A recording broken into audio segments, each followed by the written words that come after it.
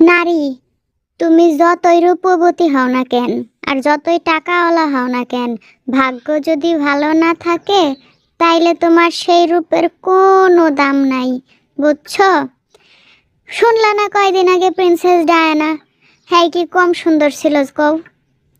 হ্যাঁ তো অনেক সুন্দর ছিল। সারা পৃথিবীর বেড়া মানুষে তার উপরে ক্যারাস খাইতো, কিন্তু দেখো তার অবস্থা। ওই রকমই, বুঝছো? আসলে যোগ্যতা থাকা সত্ত্বেও অনেক সুন্দর, ডাগর ডাগর চোখ, টমেটোর মতো গাল, অনেক সুন্দর চুল, সব থাকা সত্ত্বেও কোনো বেডার আসলে মন পাওয়া যায় না। যদি ভাগ্য ভালো না থাকে তাইলে আসলে জীবনে অশান্তির শেষ থাকে না। কত মানুষ আছে দেখবা চেহারা সুন্দর না, তারপরেও তারা কত ভালো আছে। আসলে তাগো ভাগ্যটা অনেক ভালো। তাই তো কই, ওই অত রূপবতীর চাইতে আসলে ভাগ্যবান হওয়াটা বেশি ভালো। আসলে জীবনে ভাগ্যবতী হওয়াটাই দরকার।